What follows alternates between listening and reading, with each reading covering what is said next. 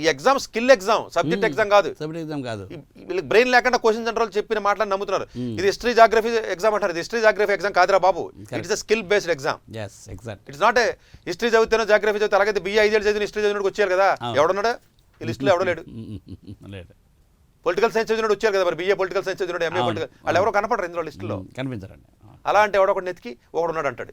వీళ్ళకి ఎలా ఉంటుందంటే స్టేట్మెంట్ని ఎలా ఇన్వాలిడ్ చేద్దాం చూస్తున్నాడు తప్ప సార్ చెప్పిన దాంట్లో ఎంతవరకు కరెక్ట్ ఉంది, రిస్క్ ఉంది కదా అని అలా ఆలోచించట్లేదు.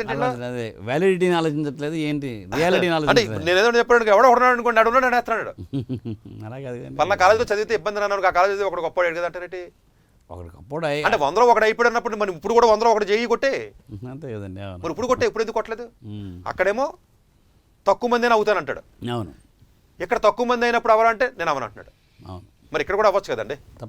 ఇక్కడ అవడం, ఇక్కడ భయం దగ్గరలో ఉంది కదా, అది దూరం కదా, దూరం ఉన్నప్పుడు ఈజీ కదా, డైలాగ్ కదా కొట్టడం.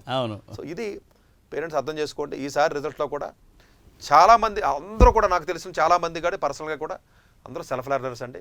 మేబీ కొంతమంది డబ్బులు ఇచ్చి కొంచెం మిడిల్ క్లాస్ ఫ్యామిలీస్ కూడా 10-20 లక్షలు ఇచ్చి ఒక్కొక్కళ్ళు తీసుకొచ్చి ఇంటర్వ్యూలు చేస్తున్నారు. మీరు అసలు నమ్మద్దు, వీళ్ళు ఎవడో ఏ కోచింగ్ సెంటర్ ర్యాంక్ రాని చెత్తండి అది. అవునండి, ఆ కోచింగ్ సెంటర్లో రన్ చేసి వాడు ఎవడైనా ర్యాంకరా, లేకపోతే ఆడెవడన్నా పాఠం చెప్పాడు ర్యాంకరా?